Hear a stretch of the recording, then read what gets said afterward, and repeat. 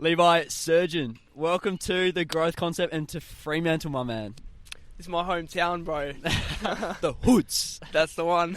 Levi, let's go back in time on how we met. How did we meet? Me and Keone went to school together. Me and Keone was the year above me at Corpus Christi, and you were friends with one of my family friends, and we just connected. I don't actually know how we connected. We were in the same homeroom at school. We didn't talk heaps in school. I remember seeing you around the place, though. Yeah. Like, quite a bit. Yeah. Do you have a moment where it all clicked? Because you reached out on Instagram, was it? I reached out on Instagram, yeah. Yeah. How did you see the content? How did school end up doing a podcast in Freo? Because that's so cool, man. Bro, I don't know. I always knew you. I always sort of knew who you were through my friend Hamish. Shout out Hamish. And then Samson Swift. Shout out to Samson also. Shout out Samson Swift. I saw your podcast with Samson, and do you know Samson? I know Samson, yeah. Oh, no way. I know Samson. I was actually, so he started doing all his social media stuff, and I was so proud of him. You know, it is, hell yeah. Because around that time is when I wanted to do my 150 kilometre run over the whole of March. So I did a fundraiser for cancer over March, which was 150 Ks, 5 Ks a day, and I was talking to Samson about it because he was, at the time, he's been doing all this training for his Ironman, and you know, I was talking to him, you know, how do you do content so well? And I used him as a bit of an inspiration, you know, and he's just, you know, I was lots of talking, lots of sort of guidance, and then you did a podcast with him, and I thought, you know, no way, that's Keone. I was like, what? I was like, how? I did not know any so of small. this. That's crazy. Bro, it is so, and literally it's so small, and I thought from there I was like, I have to get in contact with Keone. Hell yeah. And here we are. I got in contact doing with a Keone. podcast. Here we are doing insane. a podcast. One thing I want to commend Levi, my boy. He is young, so hungry, and man, holy shit! I reckon, bro, like that's one thing. People really say this all the time, but knowing how to communicate, which you're so good at, bro, you're going to get in rooms where you would never dream of. Like, I really appreciate the Keone. Yeah, man. Like looking back, knowing how to actually get your point and connect is a skill that people are struggling with. I want to break that down even further. How did you get so good at communicating and connecting with people at a personal level? Because that's one thing. As soon as you reached out and we like caught up, had a coffee, jumped on like Coles and stuff, there's connection there. Yeah. Where does that stem from? I love that question, bro. I'm the communication side of things I'm still working on. But I am quite emotionally intelligent. Now, I get this from my mum. My mum's a counsellor, and so I've learned everything through her. But this is also for me and the people listening. What's emotional intelligence? Emotional intelligence, I look at it, in my opinion, it's sort of just, you know, being able to understand emotions and being able to understand, you know, if I can understand my emotions, I know what is going to make you tick. I know what's going to, you know, make you feel like, oh, this guy cares, you know, and that's, I care about genuine connection. I'm not fake. I don't like fakeness, you know, and genuine connection is what gets me going because, you know, people, you know, that's what builds networking. That's what, you know, people like is genuine connection. Especially in this day, bro. Yeah, like, bro. AI is dehumanizing the online space and actually getting out there and just sharing your story, sharing your personality and that character, bro. People love that, especially 100%. In business. Yeah, but I've used that to my advantage, and you know, because I can connect with people on a deeper level, and I listen. I'm learning to listen. I've always had a problem with listening, same. but I'm learning to listen and genuinely taking in what people think and what people say, and you know, being able to expand deeper and, you know, asking questions. I always get told off for asking stupid questions at work, but a question is never stupid in my eyes because, you know, if I don't know, I'm going to ask. And exactly. You only know what you know, right? Yeah, exactly. And I'm a confident person, you know. There's sometimes I feel right now I do not feel confident at all. I'm like really nervous. Yeah, bro. I could not tell. Oh, bro. And that's interesting that you say that. Yeah. I've had that said before, and my mum just says, you know, you just gotta, you know, take a breather. Sometimes you look fine, you know, but I don't feel fine sometimes. But you know, and I'm working with that. But you know, it's just, I think that's just like a general level of confidence, you know, that I've always had. I don't really care about what people think about me. You know, bro, the opinions. you can't. Like, that's the thing. It is insane, and that's one thing. You know, not caring about what other people think is a massive. You know, and that's been a massive helper for me. You know, and I think that's sort of been shaped by my past as well, and realizing that, you know, I'm on my path. I'm doing my thing, not for me, not anybody else, and that's why I'm so adamant about being confident and sort of, you know, putting myself out there. You know, I'm not going to get what I don't ask for. 100%, man. I want to break that down further. So you were saying that you've developed your emotional intelligence from your mum. Yep. I want to know how, when, and why. That's really curious. I'm really curious about that. To be honest, I'm not entirely sure, but my mum's a counsellor. I spent a lot of time with my mum. I don't know if we're going to elaborate on this story, but yeah, I spent a lot of time with my mum growing up. And obviously she started a business. She's a counsellor. She's got her own counselling business, and I would always ask her questions because I spent so much time with her. And like I said, you know, I ask a lot of questions, and my mum sort of always helped me break down things, break down emotions. You know, I've had a lot of run-ins with, I've had a lot of experiences that have shaped sort of my life, and a lot of experiences with people especially, and my mum specialises in that. You know, why do people do the things that they do, and you know, what is it that you can change or that I can change to make people, you know, I'm not always going to understand why people do things what they do, why people do. Oh man, we are so complex and very stubborn. It's insane, yeah. Yeah. But I suppose I've always had an interest in that, psychology as well. I think it's neurolinguistics. I think that's to do with the brain programming, right, something like that. I've always had an interest in it because, you know, I want to know for myself, if I know why I do the things I do, and if I know why I feel certain ways, I can control it. I'll have greater control over my emotions, which will be able to get me through harder challenges and more difficult scenarios. And if I understand why I do it, I know why other people do it as well, because we're all the same at the end of the day. My brain works the same as yours. We just kind of. Kind of. My brain's pretty cooked sometimes. Yeah. The brain is so, there's so much to it, but it's all, I suppose, similar, if that makes sense. Would you say understanding that is your passion, or honestly, something that you want to do more of? It's something that I want to learn more of. I suppose I've never really, you know, looked at it like that. But that's interesting you say that. Because definitely in a world where everyone's striving connection, and being able to connect at a deeper level is becoming more and more valued. 100%. As you know. Yeah, I've certainly. I certainly think that, you know, personal connection is going to be one thing that's going to take off in the future, because, you know, with the way AI is going and how everyone is so involved in social media and technology, and, you know, AI is going to be the next normal for the younger generation. I feel like personal connection is going to be desired. You know, people are going to want that. My man, when we were catching up over coffee a few weeks ago, school wasn't really your jam. Same with me. Yep. School sucked. Yeah, I can relate to that. But your story is very unique. Would you like to share? I would love to share. You've been through and how what you've been through has built the young man you are today. I would love to. I appreciate that, Keone. March 2018, I was diagnosed with leukemia. I was 11 years old at this stage. Very young, you know. I didn't know what that meant, and I suppose being so young, it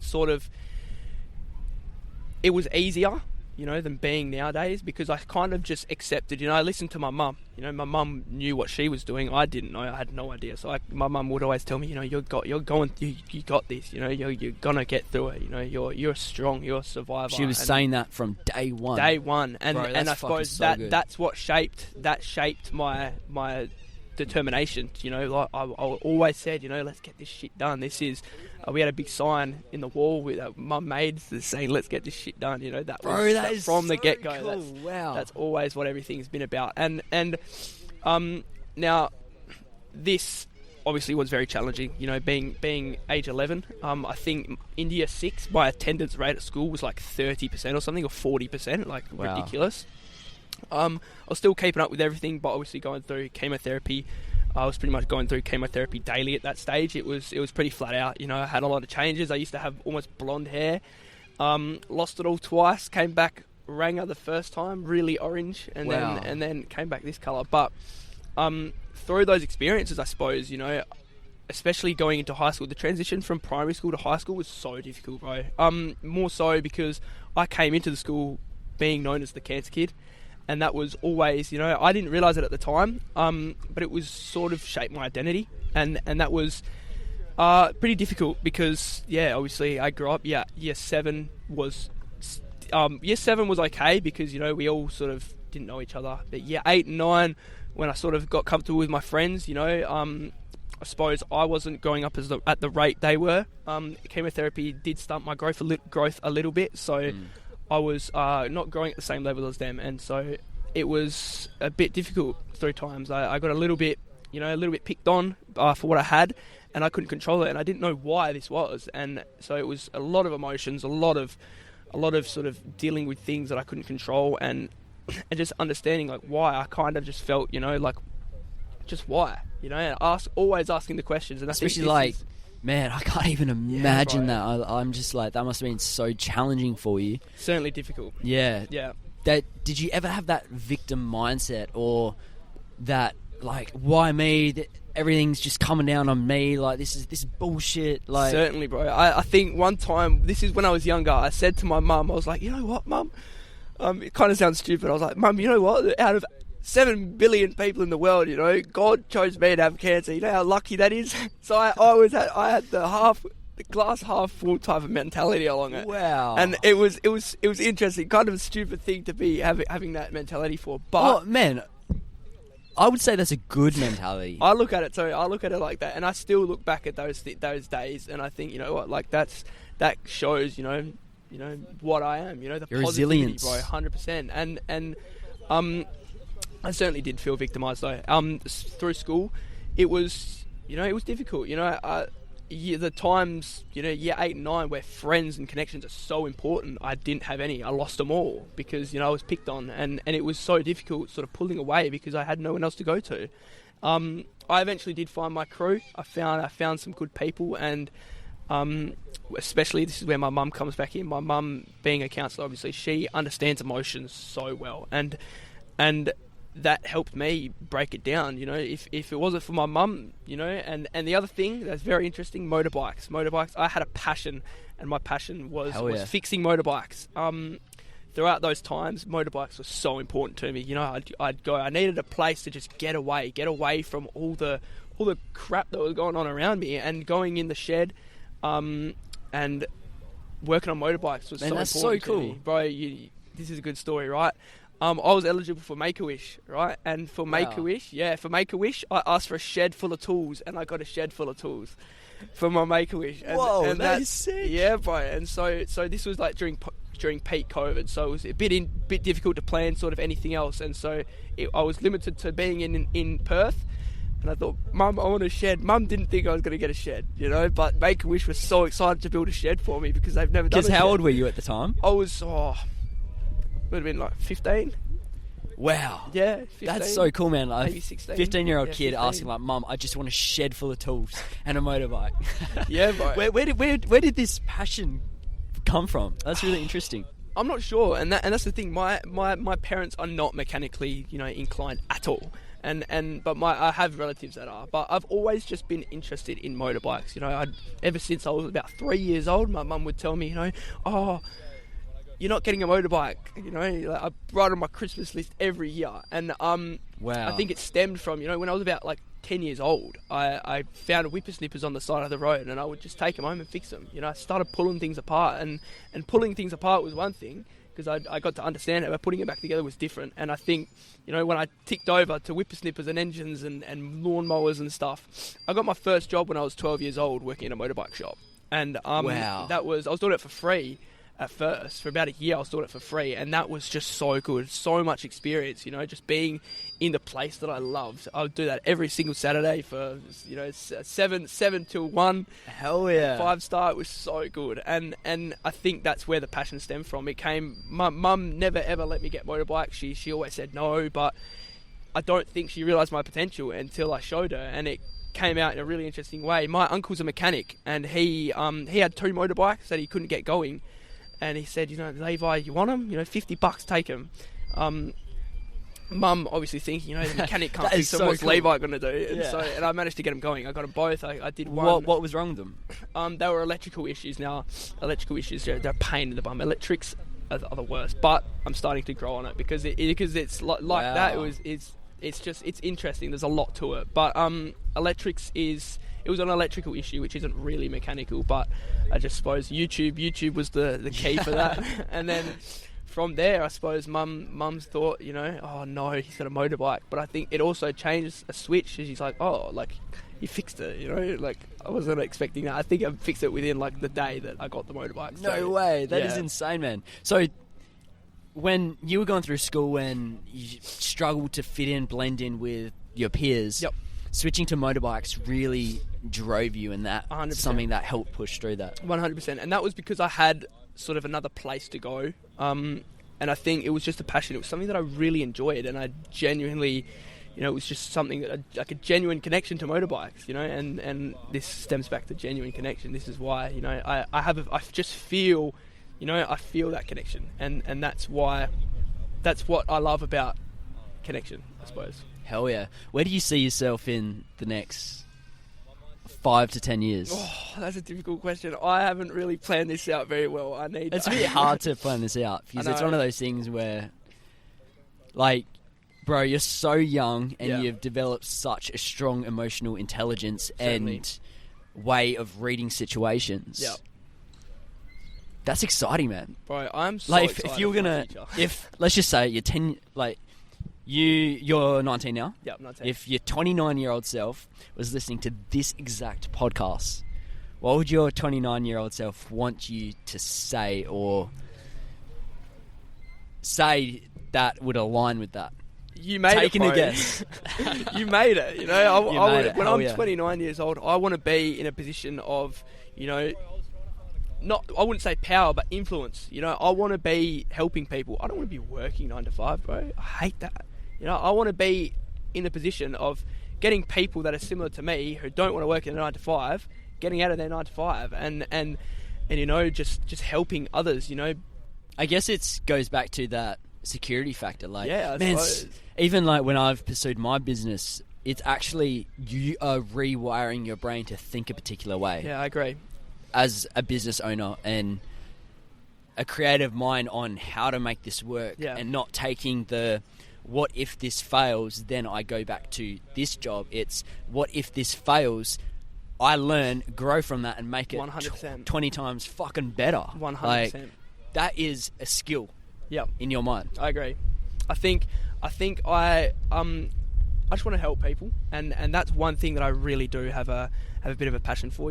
I like similar again, genuine connection. I like helping people. I like being able to, just give people a bit of a clarity, and a lot of the time, like my mum's accounts, like I do that through, people come to me with their relationship problems and stuff, and I always tell them, bro, it stems from you, no one else can make you do anything other than yourself, and that's one of the other things that I've really grasped as well, because, one of my best mates, he's struggles with his girlfriend, and he's like, bro, why is she this, why is she that? And I tell him, bro, it's not just her, you got to look at yourself, and that's one thing. Man, and that's really cool. and he, it's like, it's pretty unrelated, but it makes, I like that feeling of, he listens to me, he sees that, oh, like, Levi's right, and that's what I like, I want to be able to do that for more people. I'm curious, what is the number one relationship tip for people our age? Like,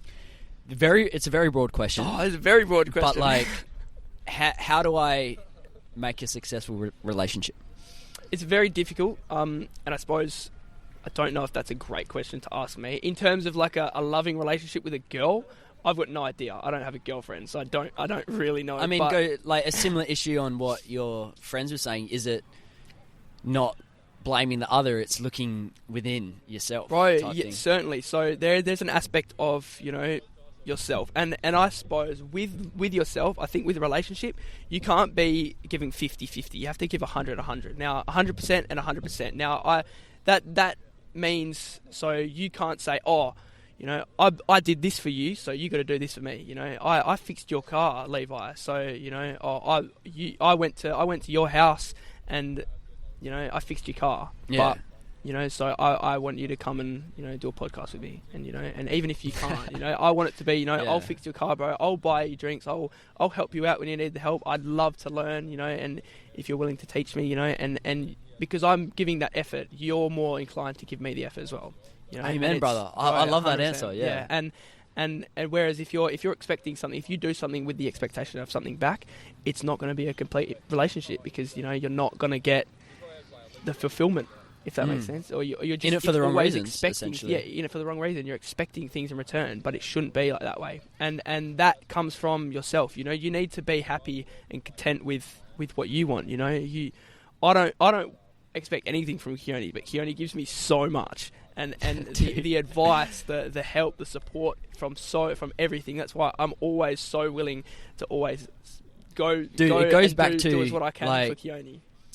You're so willing to learn and grow, Yeah, and people who are always going, it's all like my fault. Everything's coming down on me, and it's like you're actually actively putting yourself in situations to grow. Yep. And I'm like, look, man, I can help align opportunities to you through being like, look, man, got this event coming up, super last minute, but it's your decision to book that ticket, 100%. Walk through those doors, which you're doing, man. 100%. Fucking love, man. I love it, bro. I reckon we're going to build something so big together. I'm so excited. I cannot wait. Levi, my man, this conversation has been incredible. To wrap up this conversation, I'd like you to pick a card and we both answer this question. No worries. Each one of these cards have a deep question on it. I don't know what the questions are, so your guess is as good as mine right now. Pick a card, any card.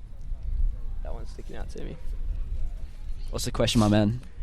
If you could make a wish come true for someone else, what would it be? Man, I'm so happy you chose that card. Really? That's if I could make a wish come true for someone else. That's a very interesting one. Fuck, that's hard. That is a hard one. I suppose I don't know what people's wishes are, but if on a broad scale, if I could make anyone's wish come true, I think it would be connection. Connection is so important, bro. And I go to work every day, and the people at work, 50 years old, still on the tools, and they lack the connection. Half of them are just all they care, all they have is themselves. All they have, I work with, I think maybe one person has a wife at my workplace, out of all the 10 employees there, and I look at that, and that's why.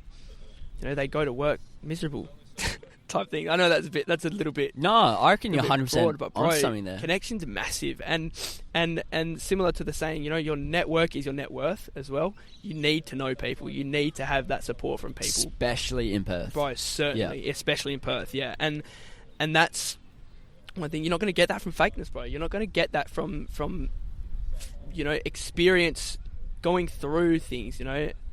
It trains or helps you sort of understand other people, because you can understand with sympathy rather than with empathy, But man, I love that answer. Yeah, connection, bro. That's good. I was just gonna say happiness, yeah, or richness in terms of physical wealth or richness, physical, fulfillness. Emotional, richness, as in you're fulfilled, you're happy, you have a purpose. I think that's a great answer. Even a wish, purpose. I wish someone if I could wish something on someone and their wish comes true, it's to find their purpose. Purpose is a massive one, I feel. I think that's a great answer. Yeah, 100%. My man, Levi, I really hope we can do another podcast. Right, I feel honestly, for a first podcast, I think this is awesome. 100%. I'm so looking forward Where to can it. people connect with you if they want to get to know you more, learn what you do? Bro, I don't have social media. I use phone numbers, but to be fair, I do need to get my Instagram back. So if Are you on LinkedIn? I am, but I don't actually know how to spot my LinkedIn. Okay. But otherwise, my Instagram's levi.surjan. Okay, all of Levi's LinkedIn and Instagram are in the show notes below. Check him out. Incredible individual. Thank you very much, my man. I appreciate that a lot, Keone. Thank you.